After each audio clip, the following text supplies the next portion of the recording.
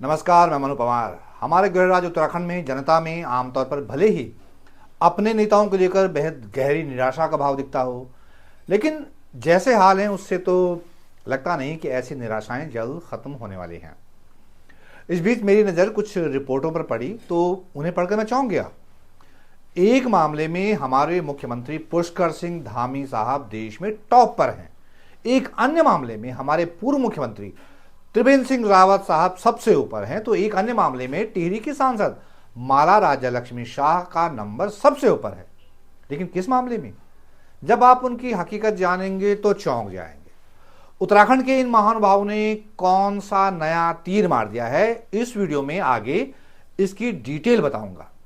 साथ ही इसकी डिटेल भी सामने रखी जाएगी कि आखिर हमारे उत्तराखंड की सांसद निधि उत्तर प्रदेश और हरियाणा में कैसे बढ़ रही है। तो आगे बढ़ने से पहले आपसे निवेदन है कि कृपया फटाफट मेरे चैनल को सब्सक्राइब कर दीजिए, बेल आइकन पर भी क्लिक कर दें। अब आपको बताता हूं कि पूरी कहानी है क्या। सबसे पहले बात उत्तराखंड के मुख्यमंत्री पुष्कर सिंह धामी साहब की, जिनका सरकारी खजाने से 1000 करोड़ रुपए फूंक कर 4 साल से धाकड़ कैंपेन चल रहा है, लेकिन ऐसा लग रहा है कि दुनिया में नाम खराब हो रहा है। तो बात यह है कि अमेरिका के वॉशिंगटन में थिंक टैंक है एक, या जिसे हम एक गैर सरकारी संस्थान भी कह सकते हैं। उसका नाम है Center for Study of Organized Hate, CSOH। उसने भारत में नफरती भाषण या हेट स्पीच पर एक रिपोर्ट जारी की है। इस रिपोर्ट के कुछ हिस्से BBC ने भी पब्लिश किए हैं। उस अमेरिकी थिंक टैंक ने report 2025 hate speech events in India नाम की 115 पेज की डिटेल रिपोर्ट में चौंकाने वाले दावे किए हैं। उसकी रिपोर्ट में दावा किया गया है कि भारत में 2 साल में नफरती भाषण 97% बढ़े हैं। उत्तराखंड के लोगों के लिए शर्मिंदगी की बात यह है कि इस रिपोर्ट के मुताबिक उत्तराखंड के मुख्यमंत्री पुष्कर सिंह धामी नफरती भाषण देने के मामले में शीर्ष पर हैं। इस रिपोर्ट में दावा किया गया है कि उत्तराखंड के CM पुष्कर सिंह धामी 71 नफरती भाषणों के साथ सबसे टॉप पर है। उनके बाद प्रवीण तोगड़िया 46 और अश्विनी उपाध्याय 35 के साथ तीसरे नंबर पर रहे। नफरती भाषणों के मामले में धामी के टॉप करने के पीछे उनके लव जिहाद, लैंड जिहाद, थूक जिहाद, शिक्षा जिहाद, नकल जिहाद जैसे जुमलों की भी बड़ी भूमिका मानी गई है। अमेरिकी थिंक टैंक की रिपोर्ट बता रही है कि नफरती भाषणों की घटनाओं में भी उत्तराखंड का नंबर टॉप 10 में है और चौथे नंबर पर है। रिपोर्ट के मुताबिक नफरती भाषणों की सबसे ज्यादा घटनाएं उत्तर प्रदेश में 266, महाराष्ट्र में 193, मध्य प्रदेश में 172 और उत्तराखंड में 155 दर्ज हुई हैं। इस अमेरिकी थिंक टैंक की रिपोर्ट पर BBC ने जो रिपोर्ट छापी है उसमें बीजेपी नेताओं को भी कोट किया गया है, जिन्होंने उस अमेरिकी रिपोर्ट को खारिज कर दिया। और उनका ऐसा कहना लाजमी भी है। वैसे आपने गौर किया होगा कि जब कोई विदेशी एजेंसी या कोई विदेशी अखबार हमारे किसी नेता या कहें कि प्रधानमंत्री या मुख्यमंत्री की तारीफ में कुछ लिख देता है या उनके पक्ष में कुछ सर्वे छाप देता है, कुछ रिपोर्ट छाप देता है, तो पूरे मीडिया में किस तरह का उत्सव मनता है।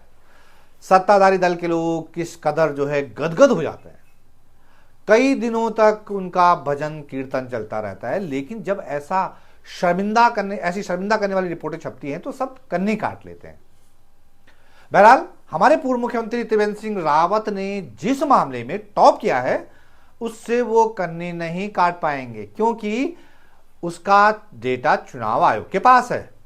BBC ने एक रिपोर्ट प्रकाशित की है कि फरवरी 2024 में इलेक्टोरल बॉन्ड योजना को खत्म करने के बाद वित्तीय वर्ष 2024-25 में भारतीय जनता पार्टी को करीब 6000 करोड़ रुपए चंदे में मिले हैं, जबकि इसके मुकाबले कांग्रेस पार्टी को साल 2024-25 में 517 करोड़ रुपए से ही कुछ ज्यादा चंदा मिला है। बीजेपी की तरफ से सबसे ज्यादा व्यक्तिगत चंदा देने वालों के नाम जब सामने आए तो उसमें उत्तराखंड से बीजेपी के लोकसभा सांसद और उत्तराखंड के पूर्व मुख्यमंत्री त्रिवेंद्र सिंह रावत जी टॉप पर हैं। उन्होंने साल 2024-25 में अपनी पार्टी बीजेपी को सबसे ज्यादा 11,51,113 रुपए का चंदा दिया। बाकी नेता और केंद्रीय मंत्री अपनी पार्टी को व्यक्तिगत चंदा देने वालों में त्रिवेंद्र सिंह रावत जी के आसपास भी नहीं ठहरते। हिमंता बिस्वा शर्मा जैसे मुख्यमंत्री, जो कि इस समय फायर ब्रांड नेता माने जाते हैं बीजेपी के, और उनके अपने समर्थकों के आंखों के तारे हैं वो भी अपनी पार्टी को 3 लाख रुपए चंदा दे पाए। जबकि हमारे त्रिवेंद्र सिंह रावत जी, जो कि मुख्यमंत्री भी नहीं है, अब सिर्फ एक सांसद भर हैं, व्यक्तिगत चंदा देने वालों में वो एक नया रिकॉर्ड बना गए। असम के मुख्यमंत्री से 4 गुना ज्यादा चंदा दिया है अपनी पार्टी को।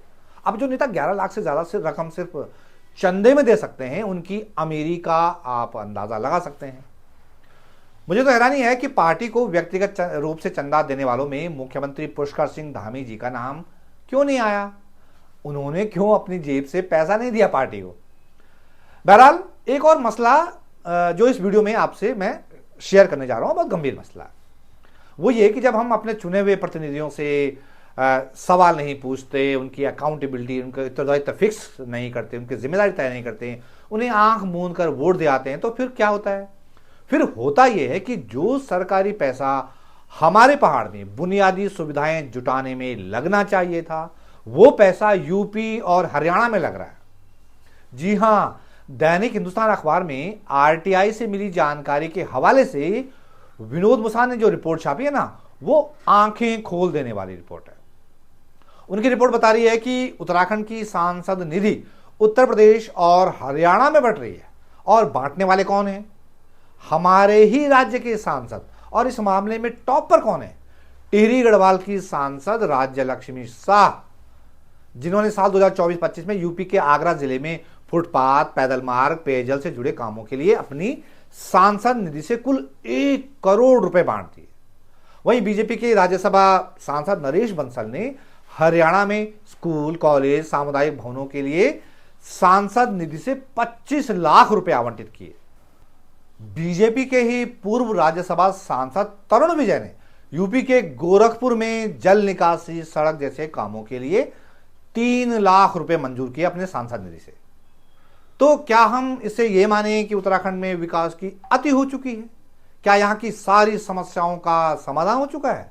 और सबसे बड़ा सवाल तो यह है कि जो लोग उत्तराखंड से संसद में भेजे जा रहे हैं, उनका उत्तराखंड के लोगों से, यहां के जीवन से, यहां के समाज से, यहां के मसलों से कोई सरोकार है कि नहीं है? आप इस पर क्या सोचते हैं? अपनी राय जरूर नीचे कमेंट बॉक्स में दीजिएगा। मुझे आपकी प्रतिक्रियाओं का इंतजार रहेगा। फिलहाल इस वीडियो में इतना ही दोस्तों, मिलते हैं जल्द एक नए वीडियो के साथ। तब तक के लिए नमस्कार।